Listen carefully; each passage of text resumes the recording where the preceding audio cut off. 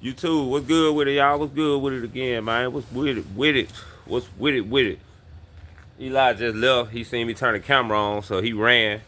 You know what I'm saying? So, but You said what about me?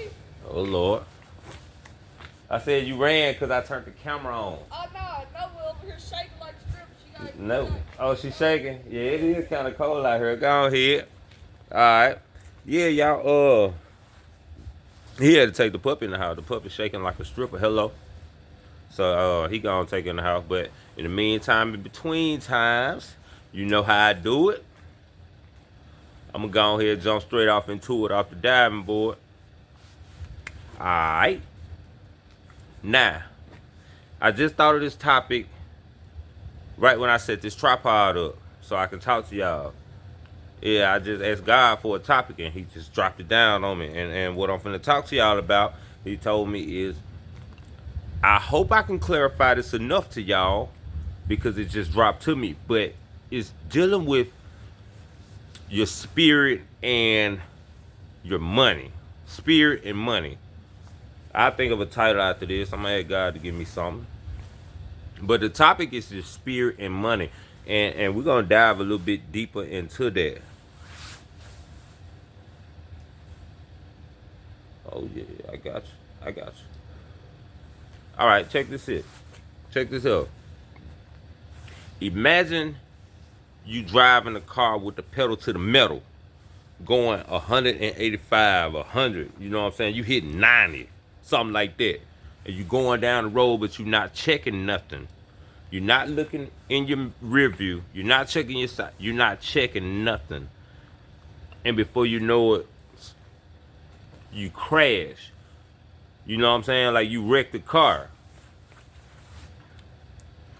Cool. I bet that. Put that in one side of your mind. Now put this on the other one. Imagine you are the car. Social media, the jobs, your kids, everything is the accelerator. So everything you focus on, you pressing all gas, no brakes. All gas, no brakes. What you think gonna happen? You ain't check no mirrors. You ain't check the side mirrors. You better check yourself before you wreck yourself. Hello?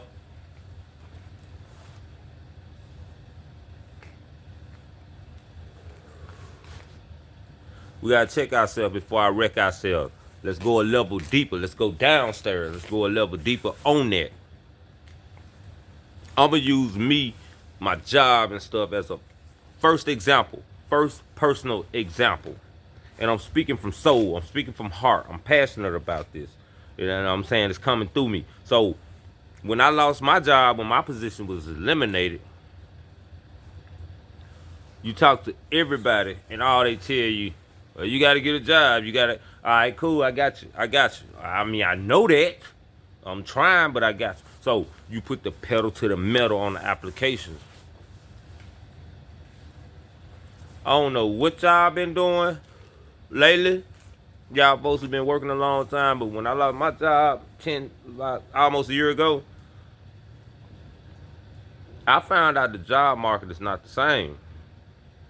I've been putting in 30 plus applications every day with the LinkedIn one button apply, plus doing um regular application, plus trying to somehow find a way to talk to jobs again and go back to the old fashioned way because you gotta be creative. You gotta think outside of the box. Forget the box. Forget thinking outside of the box. We're going downstairs. You gotta go a level deeper. Alright, there ain't no box. There is not no box. Forget thinking outside of the box. Think as if there ain't no box. There isn't a box for you grammar people. Hello? Pushing the pedal to the metal, and I'm more drained looking for jobs than I was working at my last job. Hello? And I'm tired. I'm tired.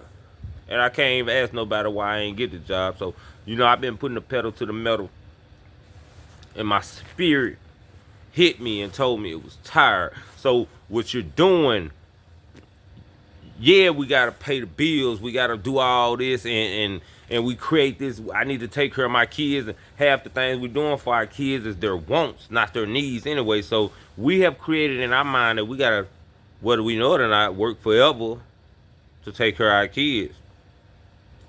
In the name of taking care of our kids, that's the illusion. That's the matrix. That's what I want to tell you. Your spirit is tired because it knows that what you're doing, what we're doing, it's never ending. That's why they call it the rat race. Hello, let me tell y'all about the hamster wheel. No different. No different from the rat race. The hamster wheel is, you start off life after college. You get a house, you get a car, whatever you get and you don't pay for it in cash. Your education, you ain't paying for it in cash. The wheel starts to rolling. It starts to rolling, and you gonna keep running on this wheel, and you gonna keep running to pay to keep up. You gonna keep running this wheel, and it's gonna start going faster and faster. That's the gas. It's all gas, no brakes. You hitting it, going fast and fast, and then you become a hamster with gray hairs, and the wheel slows down because you're tired. However, you will die if this wheel stops. You will die. So even with gray hairs as a hamster, you gotta spin the wheel. You gotta drive Uber. You can't even retire no more. So what we mean when we say unplug from the matrix, wake up from the illusion, is that my spirit feels like what I'm doing is a never-ending thing. Like, I can't win working a job. You know what I'm saying? Like, just a job. You're not gonna make it. It is not just for a job. Shit, I'm looking for a job. You know what I'm saying? The thing is, your spirit needs peace. There is no peace for people with jobs. There is no peace for people without a job. Because number one, the people without a job worried about how they're going to pay their bills. Number two, the people with a job worried about if they take PTO, how much their workload is going to stack up. Hello? Talk to them. I'm going to talk to them. Don't worry about it. Don't even worry about it.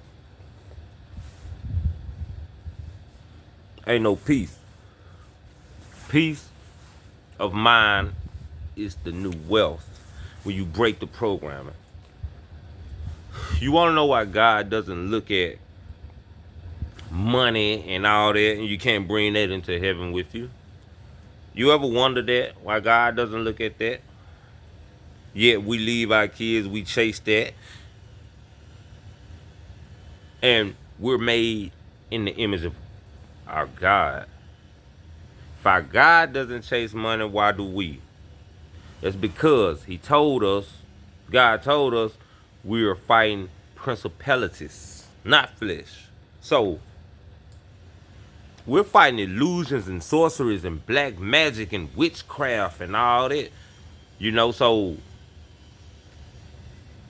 we're bombarded with an illusion. You know how we can print money out of thin air? Ain't that the magic trick? Ain't that the magic trick that we're chasing? We're chasing a trick made by man. You know what I'm saying? Forget technology. This is tricknology. All of that. So if we made in the image of God and God don't chase money, you see how we've been tricked? Therefore, that's why scriptures say do not